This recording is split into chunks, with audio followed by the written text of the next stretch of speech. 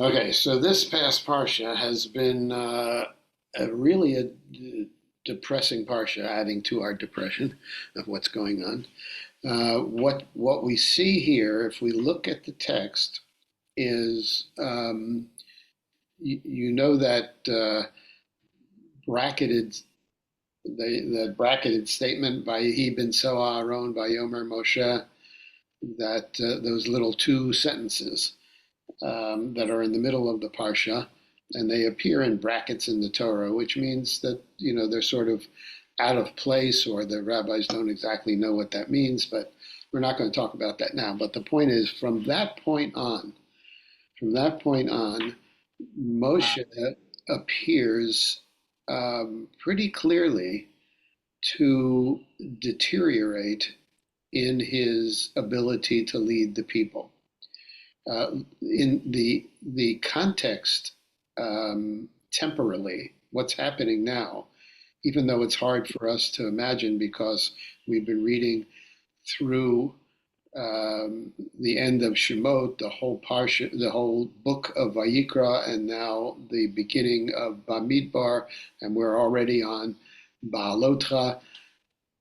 The context is the people have not moved from Har Sinai through all of this. In other words, from the time the people are at Har Sinai, through Mishpatim, through all of the Mishkan, through all of the whole book of Vayikra and everything that it presented to us, like Kedoshim Tiyu, all of that, through all of that, and the beginning of Bamidbar, the first parshiot, we are still sitting at Har Sinai. The people have not moved. And it's at this point that God commands the people to get up and to move.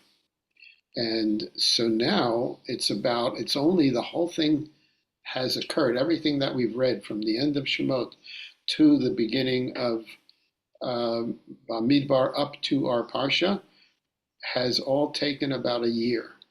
That's all. The whole thing is a year. And now they are about to move from Har Sinai and start the trek to Eretz Yisrael. Now remember, the Parsha of Shalach hasn't happened yet. The scouts issue hasn't happened. So the plan is to take the people from Har Sinai and, as God promised, to then bring them into Eretz Canaan. And that should only take like a few months. So everything is ready to go. Okay, but at just the moment where everything is ready to go, we get a crisis, another crisis. All right, so let's take a look at the text, and we're going to follow the text as it narrates the story of Moshe's change, Moshe's becoming despondent, and basically wanting to just give up at this point.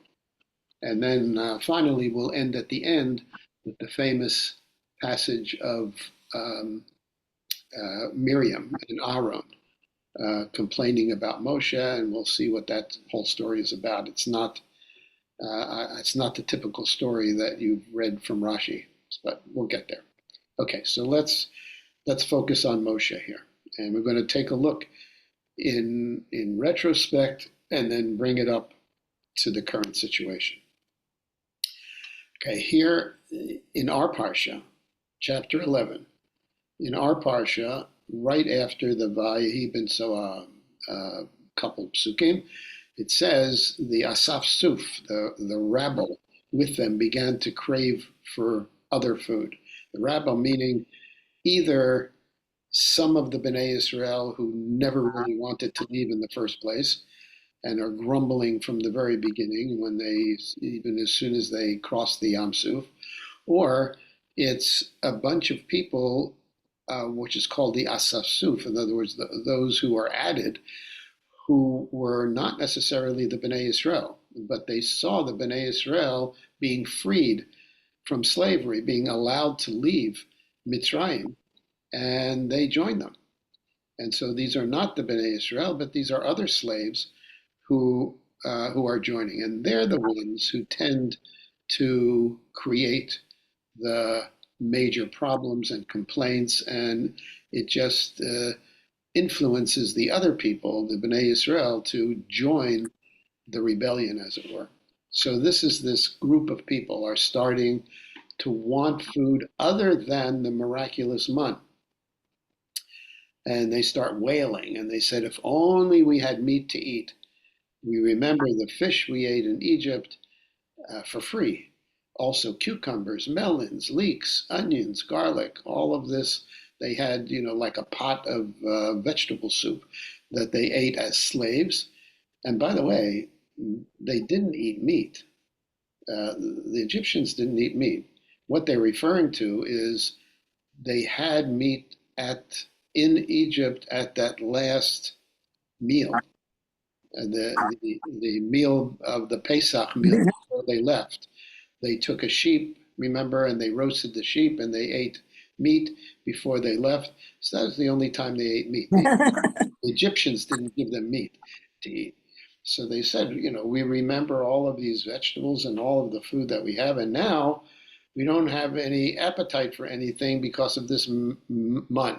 And then the Torah, as if it was giving, I put this in smaller print, as if it was giving a parenthetical statement. The Torah narrates that the man was like seeds, coriander seeds, that were shiny, and the people went around gathering it. We read this in Beshalach. And then they ground it by hand or crushed it in a mortar. They could cook it in a pot, or they can make it into like a flour and made it into loaves of bread. And it tasted like something made with olive oil. In other words, it was it had oil in it, like pancakes. And when the dew settled on the camp at night, the mun came down every night. So the Torah wants to say the people really had no basis on which to complain here. This was a miraculous food that you could do whatever you want with it. It tasted delicious. And it was like tofu, I guess. Whatever you wanted it to taste like, it tasted like. And you got it every day for nothing. You just had to pick it up. So it's to show you how their complaints were really baseless. So now let's go back and see Moshe's reaction to the people's complaint from the very beginning when they came out of Egypt. So here we're back to Shemot, right after the Kriyat Yam Suf, and the people are now in their first days that they are free people exiting Egypt. So here the whole Eidah, the whole community set out from Eileen, came to Midbar Tzin on the 15th day of the second month after they had come out of Egypt. So 2 months later after Egypt. The desert, the whole community grumbled against Moshe and Aaron. The Israelites said, this was not the Asaf Suf, this was the Bnei Israel. The Israelites said, if only we had died by God's hand in Egypt. There we sat around pots of meat, and of course, again, they're only referring to this one meat meal, and ate all the food we wanted, but you have brought us out into this desert to starve this entire assembly to death. That was their first complaint just a few days after they left. What was Moshe's reaction? So Moshe said to them, in the evening, you will know that it was God who brought you out of Egypt. Don't think I brought you out. God brought you out of Egypt. And in the morning, you will see the glory of God. You'll see how powerful God is and what he can do, because he had heard your grumbling. And who are we that you should complain against us? In other words, why are you complaining against Aaron and myself? A, we're not the ones who brought you out of Egypt. God did. And B, he's going to take care of you. He heard that you want something, so he's going to give it to you. So Moshe says, you will know that it was God when he gives you meat to eat in the evening and all the bread you want in the morning, because he has heard your grumblings. And if we read further, we would see that, in fact, God sends the slav. Now, God's going to send the slav again in our parsha, but in a different way. But God said, "Send the slug that fell on the ground and the quail, and people had uh, quail meat to eat that evening, and it had God gave them the mun in the morning, and they had plenty of food." Okay, so Moshe wasn't rattled by this.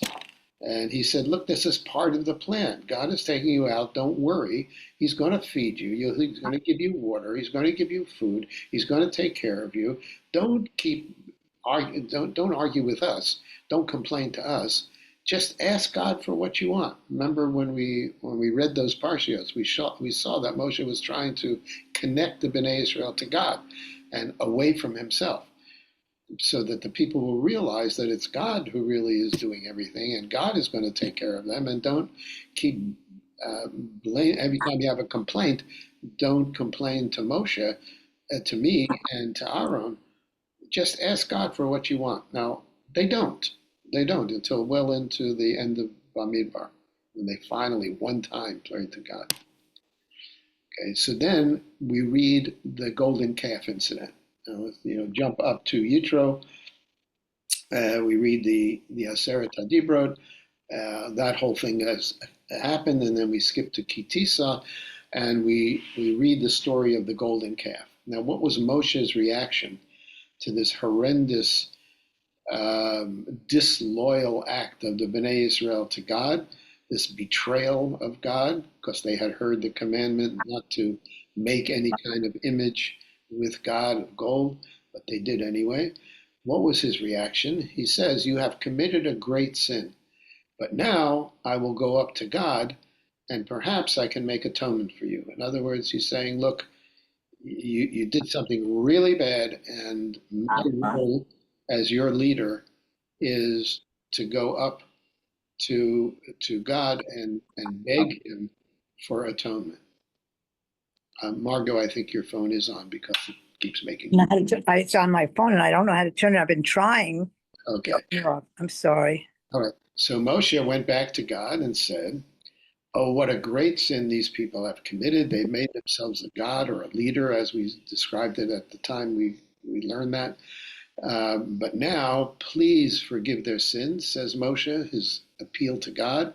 "And if not, then blot me out of your book you have written." In other words, this is so important to me that if you're not going to atone for this sin and not going to save your people, then just blot me. I'm no longer your representative. So it was a real threat by Moshe, an honest, a genuine threat by Moshe, because he was sticking up for the Bnei Israel, and he felt it was his duty as their leader to ask for forgiveness and to allow the Bnei Israel to continue on their mission.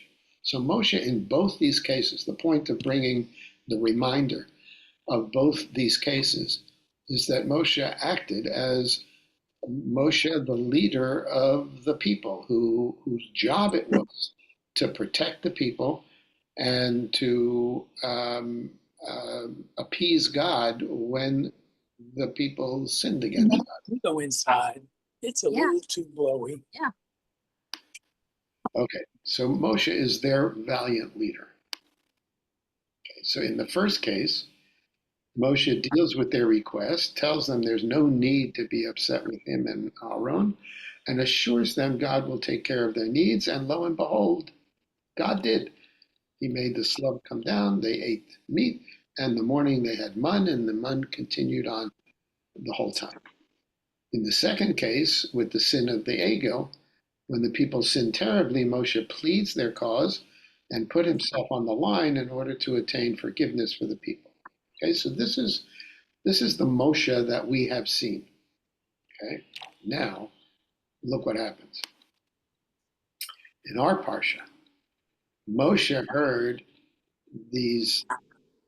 all the people complaining and wailing at the entrance to their tents. In other words, not only were they complaining that they wanted different food, but they were crying. And God became very angry at them. And Moshe, this is important, Moshe's reaction to the Bnei Israel sitting at the entrance to their tents and wailing because they wanted different food, he despaired. Moshe became depressed because of what he heard. And he asked God, "Why have you brought this trouble on your servant?" Now he is talking to God and he is complaining to God. And he said, "Why did you do this to me? What have I done to displease you that you put the burden of all these people on me? They're falling apart and I can't do anything about it. And why are you doing this to me? I've stood up for them, as we saw, and I've been your representative, and I've taught them, and I've judged them, and I've led them, and I've done all those things. Why do you do this to me? Did I conceive all these people? Did I create the Bnei Israel?" And the answer is a rhetorical question. No, he didn't. God created the Bnei Israel out of the tribes when he took them out of Egypt. Did I give birth to them? Why do you tell me to carry them in my arms as a nurse carries an infant?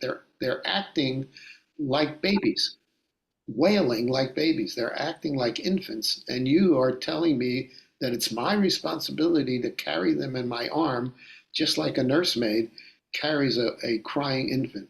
And I'm supposed to then bring them to the land promised on oath to their ancestors. In other words, Moshe is saying, this is unfair what you're doing to me. I'm not responsible to these people, and they're immature. They're wailing and crying and complaining all the time, and it's not my responsibility. I can't do this anymore. So this is a very different Moshe from the Moshe that we just saw in in the description of their first complaint and of standing up. What? I didn't hear. Okay. So Moshe's response. Now follow Moshe's talk now. He's complaining to God completely.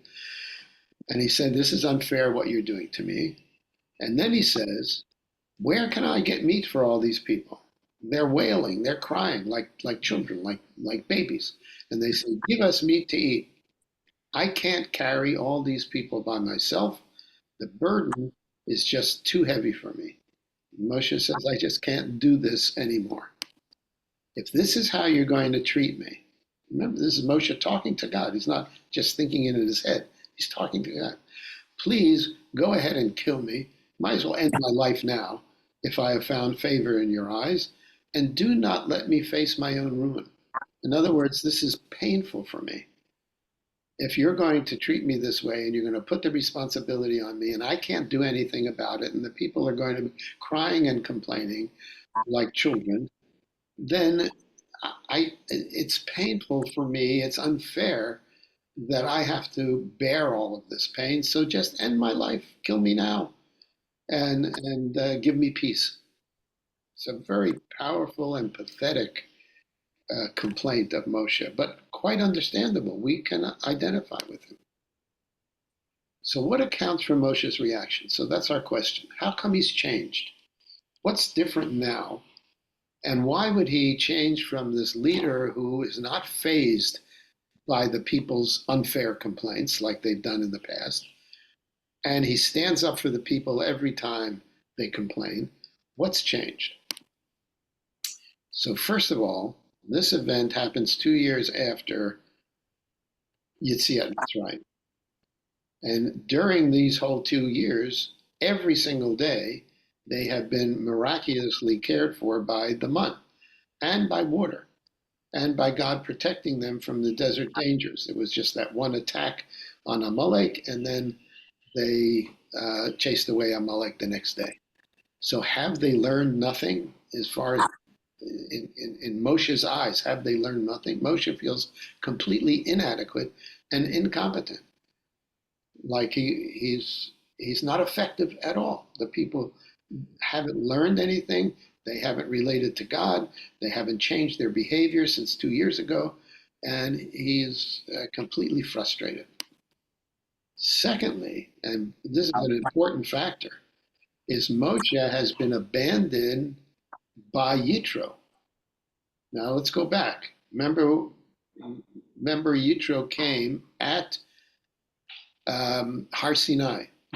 He brought Zipporah and he brought Moshe's two sons, and he came to Har Sinai.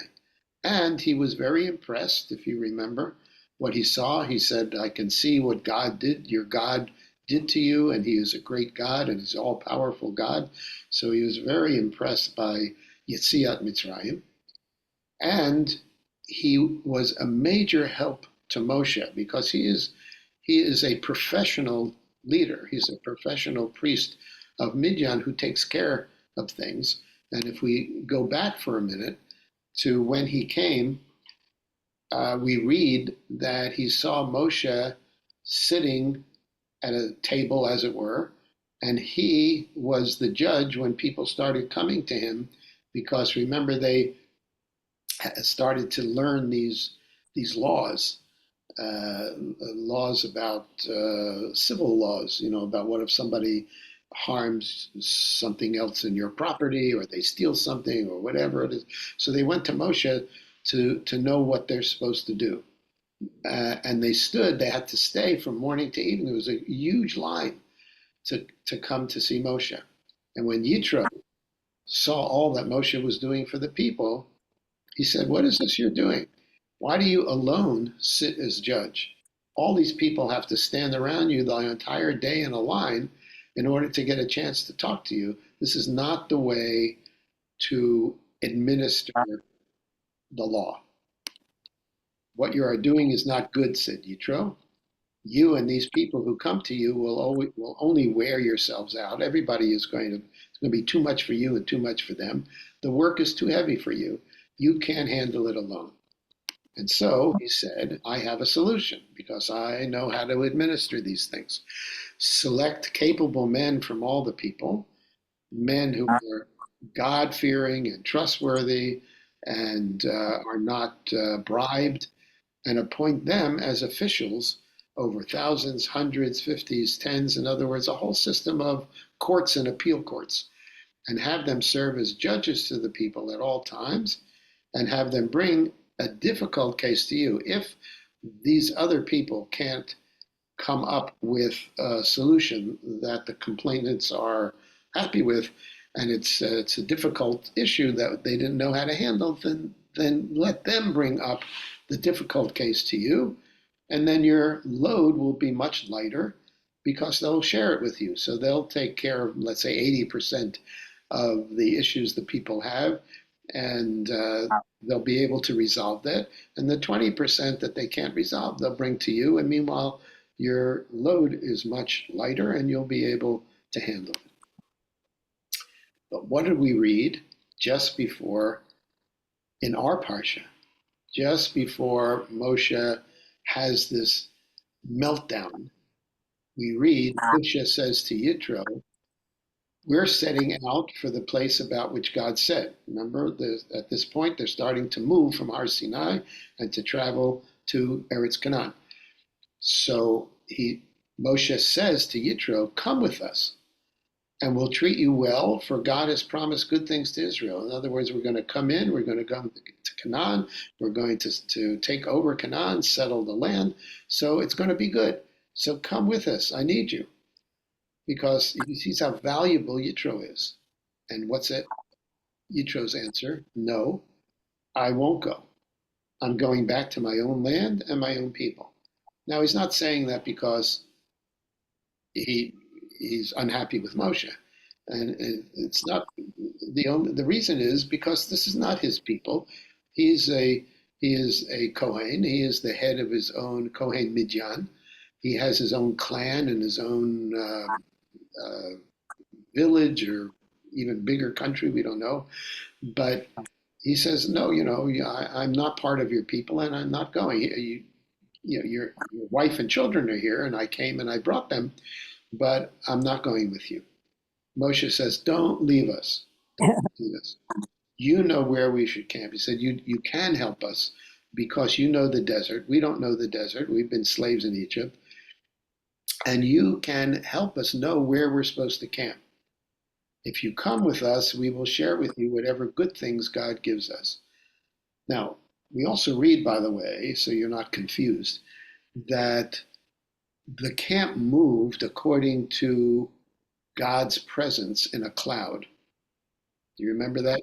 There was a cloud. It describes it in this parsha, right as they're first moving. There is a cloud by day, and there is a pillar of fire at night above the Mishkan, and the instructions were follow the cloud. When the cloud moves, you move. When the cloud stops, you stop. So it's not that Moshe is asking Yitro to lead them. The cloud is going to lead them. But what he's asking is where we should camp. In other words, when the cloud stops and says, okay, now yeah, don't move. You're not continuing the journey for a while. And sometimes it's for days, sometimes it's for a month. We don't know how long. But this is where you should set up camp. So Moshe says, we don't know how to set up a camp in the wilderness. Should we be between rocks? Should we be in a valley? Should be in the open area? How do we do this? You're a nomad. You're one who lives in the desert, so you know how to set up a camp, and we need you for that. You are our eyes to tell us how to set up the camp and exactly where to be when the cloud has stopped. So, and he repeats it. If you come with us, don't worry. God is going to bless you. God is going to pay you for this. Things will be good to you. Okay, and apparently Yitro leaves. In other words, we don't repeat the story again, but Yitro leaves. So then God says, okay, I hear you, Moshe. I empathize with um, with your frustration. I understand you can't do this alone. You can't lead them alone. You need help. So God says, this is what I want you to do. Bring me 70 of Israel's elders who are known to you as leaders of the people. So the elders, in general, in every society, elders are people who have the wisdom of experience, and they are the ones trusted by the younger people, and they are essentially the advice givers and the leaders of the Hamon Am. So he says, bring me 70 of these elders and have them come to the Ohel Moed, that they should stand there with you. And I, says God, will come down and speak with you there, and I will take some of the Ruach, the spirit, the spiritual ability that you have, and put it on them. In other words, I am going to inspire them. I'll literally inspire them means to infuse them with spirit.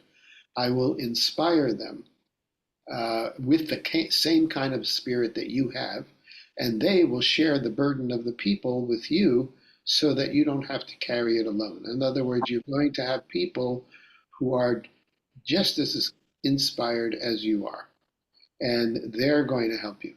Now, how does he get 70?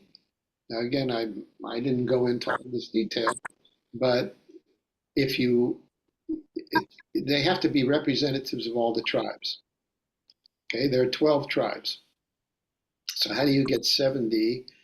How do you pick 70 leaders out of the 12 tribes, but do it fairly, so that everybody is equal? Well, 12 doesn't go into 70 equally. It goes into 72. If you had 6 people, 6 elders from each tribe, so then you have an equal amount from the 12 tribes, but you have 72 elders. But God says, I want 70 elders to stand at the Ohel Moed, and I'm going to infuse your inspiration in those people. So there's really 2 left over. which helps us understand the next part of what happens in the story. So Moses went out and told the people what God had said.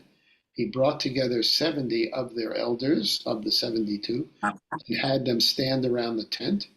Then God came down in the cloud and spoke with him, and he took some of the spirit that was on Moshe and put it on the 70 elders so that it rested upon them, and they prophesied. In other words, they spoke in as representatives of God, but they didn't do so again. In other words, this was a momentary thing. They weren't official prophets. They were temporary prophets whose job was to help Moshe inspire the people. I presume the other two were Eldad and Medad. Correct. So that's what we're going to see. However, two men whose names were Eldad and Medad had remained in the camp. Remember, the 70 had to come to the Ohel Moed, and they remained in the camp. They were listed among the elders. That's how we know they were listed, because there had to be 72 in order to be an even number.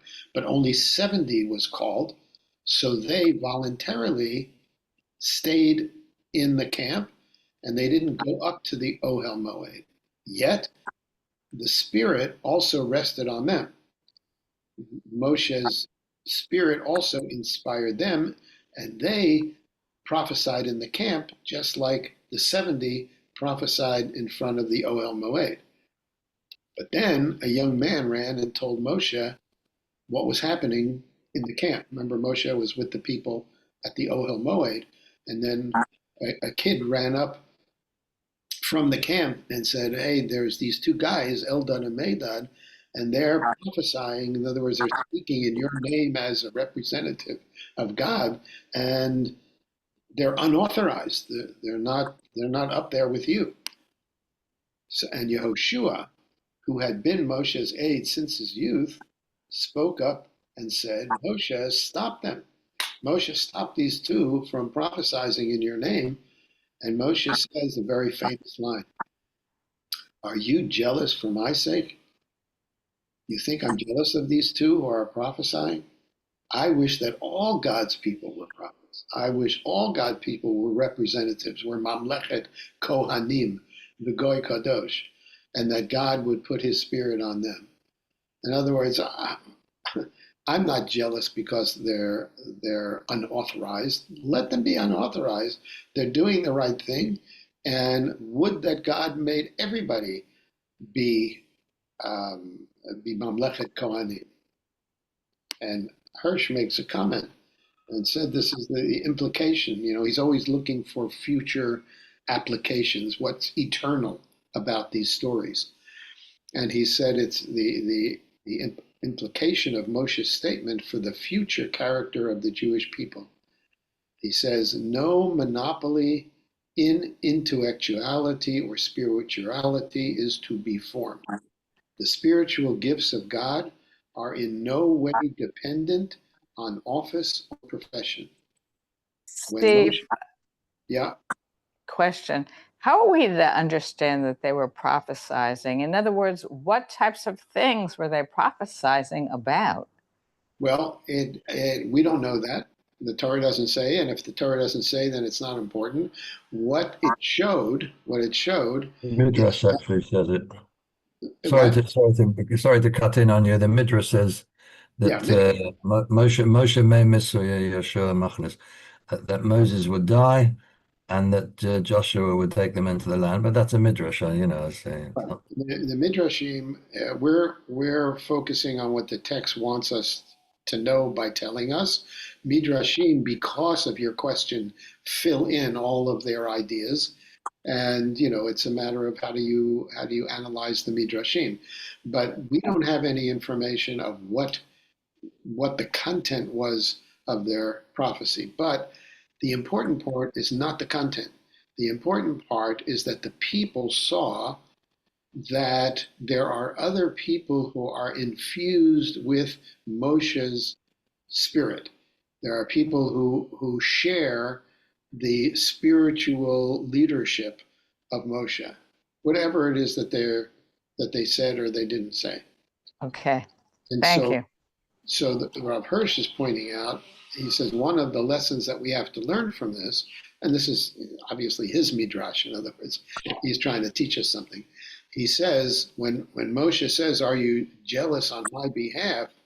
Moshe has broken down the dividing wall between the intellectuals and the lower classes, between clergy and laity in Israel forever. In other All words, right. what Moshe is saying is what he's teaching us is that yes, there are great rabbanim and they're great poskim and they're great talmidei chachamim and they're great Hasidic masters, but they are not a class in and of themselves with no connection with the lower classes, with us, with the regular people. Anybody who is an Israelite and who is willing to learn and follow the Torah and listen to God's voice, they are equal in God's eyes to even the great intellectuals. So Moshe says, Hirsch says, Moshe is breaking down this differentiation between those people who are the spiritual leaders and the laity. Anybody can be, just like Eldad and Medad are not official chosen that are with Moshe, but their motivations are pure. They want to be representatives of God, which is what a prophet is. And they are lay people. They are people who are not leaders, but they have the power to do that. And Hirsch learns from that is that anybody who has the right motivation and who's doing it for Kiddush Hashem, for the right, they can be Let's leaders. put these in piles, but What?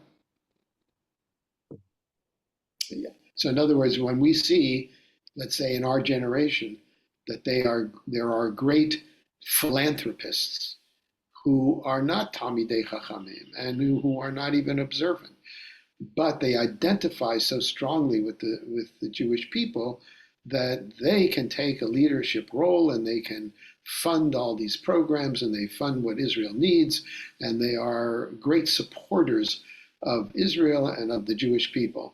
So Hirsch says they are equal. They have equal spiritual gifts. For them, it's giving money and supporting. For other people, that's mine, not yours.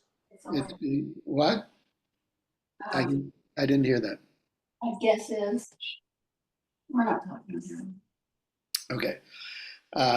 So anyway, this is a side issue, but it's what he learns as an eternal value is that there are people who are not necessarily intellectual leaders of the Jewish people, but who are equally representatives of God, as it were, or representative of Torah values. Okay, so now we have a couple questions, though. Aside from Moshe's humility, we still have a question. How would the appointment of 70 elders imbued with Moshe's spirit as temporary prophets that we read, how are they going to help him feed the people meat? How are they going to help him solve this problem? Moshe says it can't be done. Moshe says there's not enough flocks, even if they're going to shecht their own flocks, there's not enough to feed everybody. So how are they going to help with this crisis at the moment? If it was to produce meat for the people, neither he nor they could make that happen. It would have to be a miracle of God, like it was originally. When they complained originally, God miraculously brought the slow. So what did he need 70 elders for? In other words, how would they help him if they couldn't solve this issue, just like he couldn't solve this issue? If it was advice on administration he needed, well, he had that already with the appointed judges that he appointed when Yitro came the first time. So it wasn't that he needed administration help. So what was the purpose? What was God's purpose of choosing 70 elders and having them inspired with the same spirit of Moshe. And here I think the best answer, Hirsch does not address this issue, but the best answer I think came from Rabbi Sachs. Listen to what he says. Moshe was despondent over the reality of his personal failure. We just said that, and Moshe said that, and we read it. And what was his despondence? He wasn't successful. He wasn't successful. They were still infantile. They were still focusing on food, which they had. And all of this stuff, all of his teachings and all of the Parsha of Kedoshim and everything that and Mishpatim and everything that he taught seemed to make no difference. And he was completely frustrated with his whole generation. So by placing his spirit on 70 elders, Moshe knew that, you know what? He did make a difference, even if it was to just 70 elders. In other words, what Rabbi Sachs is saying is that these 70 elders were to help Moshe, not the people, was to help Moshe so that he knows there are others who really are inspired by him. The people are not inspired by him. But the leaders of the people, these 70 leaders of the people, representatives of all the tribes, are inspired by him. He did not need them for advice or support to solve his problem or for continuing to have prophecy. He needed to know that there were others that he genuinely influenced and that they shared his reality and that they shared his vision. That's what they were gifted with. Remember, it said taking the Ruach of Moshe and putting it on these 70 elders. In other words, Moshe saw that there were 70 people who he indeed did inspire and have been inspired. And these are leaders. And it should give him some kind of optimism that there is some hope because of these 70 people. Steve? Regarding Eldad, Yeah. Moshe said, I wish that all the people were prophets and that God would put his spirit. I wish everybody would be inspired like these guys are inspired. That's what's so frustrating to me, Moshe says, that God did not allow me to inspire all the people. And now at least I know that there are 70, so at least I can perhaps go on because that's my support. That's what gives me a little bit of optimism and gives me the strength to go on and keep trying, because there are at least 70 people, and actually 72 people, including Eldad and Medad, that have been inspired by what I do. Yeah, what's your question? Now, just as an extension of that, isn't also an idea that these are 70 people that the people can relate to more? Yes. Right. Hard for them. They will be seen as representatives of Moshe. In other words, it wouldn't be focusing everything on Moshe, complaining only to Moshe. They say, you have leaders in your own tribe, you have elders in your own tribe who get it, who are spiritually moved like I am. And so you have somebody to follow, listen to them, follow them, ask them, relate to them. That's what he was hoping is going to happen. That's why he said, very good. I wish all God's people were prophets and that God would put his spirit on them. Okay, now let's switch to the end of the Parsha and this story about Miriam and Moshe. And this also is a good example of where everybody pays less attention to the text and the pshat and goes with midrash. Because if you would ask any kid or anybody that went through Hebrew school, what was the complaint? Why did Miriam and Aaron complain against, what was their complaint to Moshe? So everybody has read, if you went to Hebrew school, you read Rashi, and Rashi gives the medrash that answers the question, and that was the End of the discussion. Okay, but you know us. We don't take midrashim. We take the pshat. We try to figure it out from the text itself of what is going on. So look at the text. It's introduced. Vatitaber Miriam v'Aaron bim Moshe. Bim Moshe means against Moshe.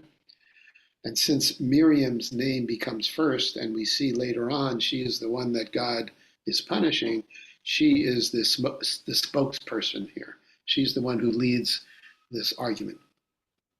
And what is her argument?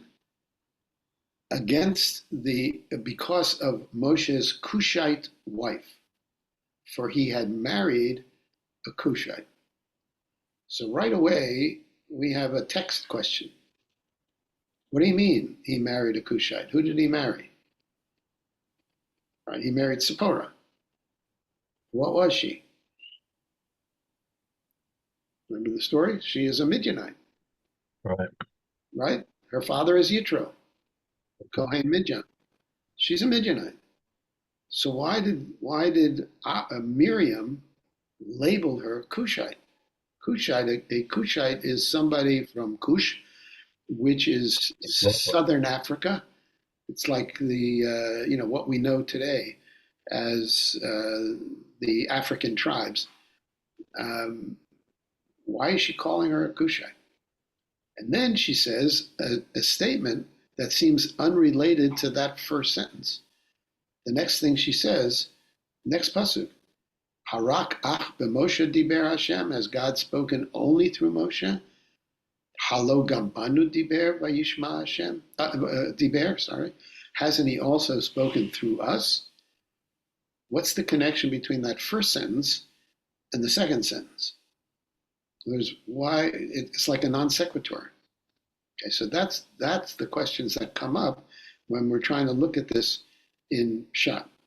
So what's the story, first of all, that everybody knows from the Medrash that Rashi brings? Okay, so this is our question. Who's the Cushite woman, and what does that have to do with God speaking to Moshe? Okay, so the Agadah, the Medrash, that is brought by Rashi is, according to this view, the Cushite woman referred to is another name for Tzipporah, and the incident is explained as follows. Now, of course, the Agadah doesn't explain why she's called Cushite and not Tzipporah. Why didn't he just call Tzipporah? But anyway, when Tzipporah heard that Eldad and Medad were prophesying, this is the Medrash. This is not in the Chumash. It's not in the story. When Tzipporah heard that Eldad and Medad were prophesied, she muttered, "Woe to the wives of these men if they become prophets, because they will separate from their wives just as Moses separated from me." Miriam overheard this remark. In other words, Tzipporah said that. Tzipporah said that, and Miriam overheard Tzipporah saying that. And out of concern for her sister-in-law, for Tzipporah, she complained to her brother Aaron about the hurtful injustice done by Moses to his wife. What was the injustice? She argued that God spoke to her and Aaron, and neither found it necessary to separate from their respective spouses because they were so holy. If God speaks to you, you're kadosh, you're holy. And they didn't find it necessary to separate from their spouses. And she implied that Moshe's self-proclaimed celibacy was a sign of his aloofness and his self-perceived importance. Thus, their error was, what was their sin? Their error was in presumptuously meddling in Moshe's marital affairs and disparaging him by false attributions. That was the Lashon Hara. That was the unfair criticism, and that's why she was punished. Okay? Very nice. That's the story everybody will tell you, but there's absolutely no basis for that. There's also another Midrash, by the way, that says that the Cushite woman refers to an Ethiopian, and that this view holds that Moshe married an Ethiopian princess when he left Egypt, and so he had two wives. And so when Miriam is complaining about the Cushite wife, she's complaining about the second Ethiopian wife that Moshe took. Okay. Again, no evidence that that's for real. And it's only brought because you have to explain why she's not called Zipporah and she's called Cushite. Okay, so let's put all that aside and let's go back to trying to analyze it from the text itself. Hirsch agrees that Cushite woman refers to Zipporah, so it has to be Zipporah. It's not. There's no second wife. Okay, but it doesn't refer to her nationality. If it was her nationality, it would call her a Midianite, but it's not referring to that. Instead, it refers to her status as a neglected and discounted wife. Rav Hirsch derives this notion from the use of the term Cushi in Yirmiyahu, and it refers to primitive Africans in general, and the same term is found in Amos, where it refers to also primitive, lowly, foreign African tribe. Okay, so in other words, why she's calling her a Cushite is not because she's not a Midianite and not because she's not Zipporah. She's calling her a Cushite because she's saying, Moshe, you married a woman who is well below your status. She is a lowly foreigner. Okay? The sense of the word Cushi as an idiom would be someone who is seen as a foreigner of lower status, and the Israelites only knew tribal Africans as slaves in Egypt, and later prophets only knew southern Africa as a far-flung primitive culture, and so the prophets used the term Cushi as people of foreign, low, non-intellectual status. So now let's go back to the story, not use these midrashim, and now see if that's what Miriam was talking about. Let's see how the story goes. In the previous chapter, we read Moshe's frustration at not being able to effectively lead the stubborn, immature, and rebellious Israelites. So that we established.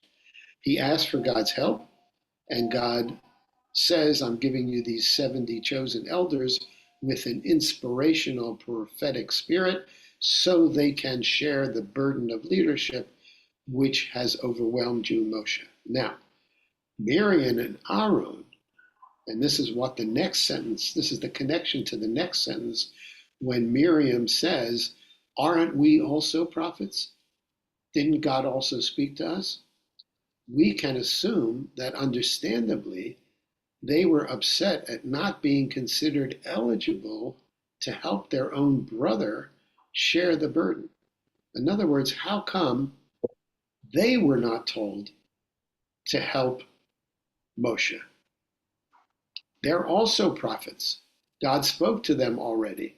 He didn't have to give them a special inspirational speech. They also were spoke to. How do we know Miriam was a prophetess? Only one place. After the Shira, Correct. it Correct. says that calls her Miriam Hanaviyah. Correct. So Miriam was called Miriam Hanaviyah right after the Shira, and that she led the women. So she was a leader, a spiritually inspired leader and at that moment. And we know that Aaron was also called a prophet way in the beginning. Remember when Moshe said, oh, I can't speak, I'm not articulate. And God says, exactly. I'm going to take your brother and he'll be your prophet. Niviyecha, he will be your prophet. In other words, he's going to speak in your name and he'll say what it is that you've told him to say. So both of them in the text were labeled prophet. And that's what Miriam is complaining about. She said, we're also prophets, and yet we're not part of the group that has been identified to help you out. Now, why was it insulting? The criticism of their brother can be understood in this context. She and Aaron were married to Israelites. They married within the tribe. Aaron's wife is listed in the Chumash. She is the sister of the Nasi of Yehuda, Elisheva. So we know her name.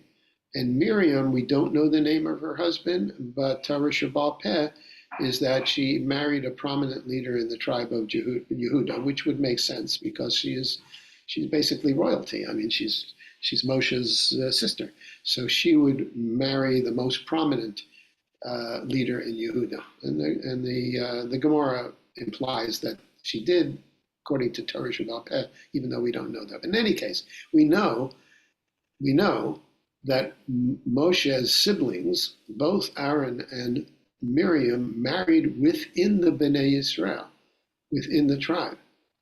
But Moshe was married to a foreigner, not to somebody who was an Israelite.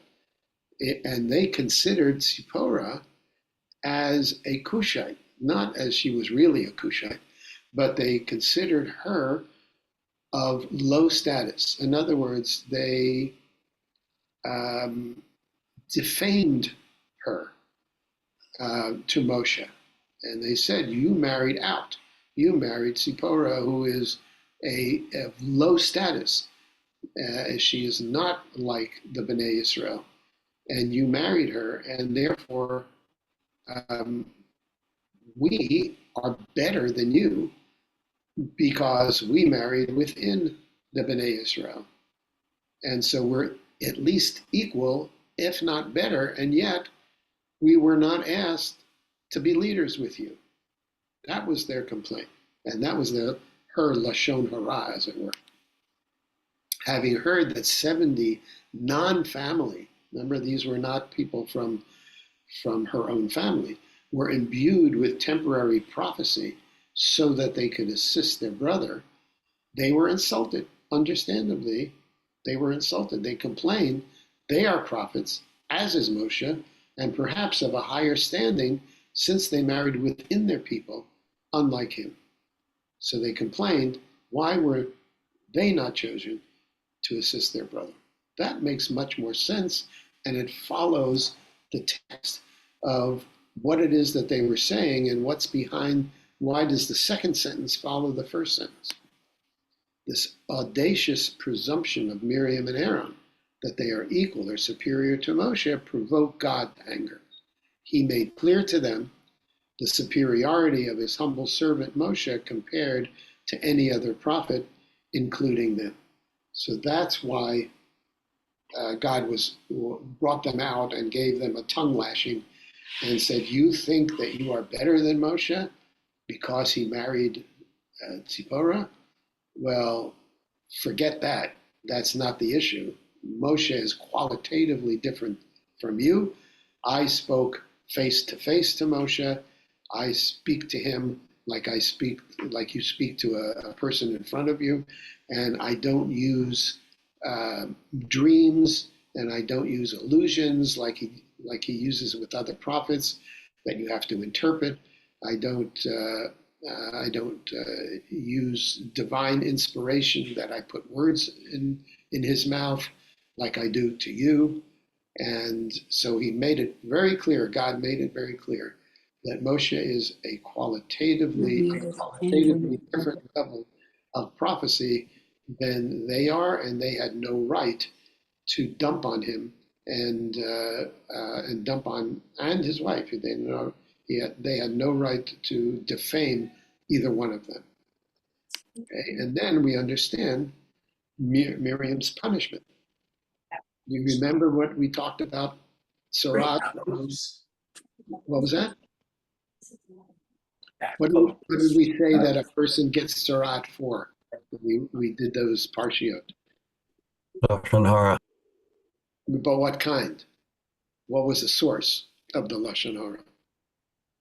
Remember we said we traced people who got Sarat throughout Nach. They were there with Eliah, not Eliah, with Elisha. Remember the whole story with Elisha and the Assyrian general getting leprosy on him. Do you remember that shir? Anyway, we showed that other people in Nach got leprosy because they were arrogant, and disrespectful to others. And the punishment, God's punishment, Sarat is a spiritual punishment. It's not a physical leprosy. It's a spiritual punishment to show that the person who speaks out of arrogance and puts down others gets this public indication that God is displeased with them. They get the skin disease, and they have to go into isolation until they do their own reflection and start doing tshuva, and then the tzarat goes away. In any case, Moshe's punishment is fitting exactly what it is that that the tzarat that we learned is the appropriate penalty for. And so, Moshe, Steve? well, let me just finish the story. As Sorry. Moshe prays for her. Aaron says, pray for her so that she doesn't get a terrible case of this tzarat. And Moshe gives his very short 5-syllable prayer. And then God does not take the tzarat any further, but God says to Moshe, she was disrespectful. And what does a father do when a child is disrespectful? You make them go to their room. You send them to their room. So God said, was insulted by her defaming your reputation and your personality. And so I'm sending her out of the camp for 7 days, and she has to stay there. And after 7 days, she can do a little thinking of what she did and hopefully do a little tshuva.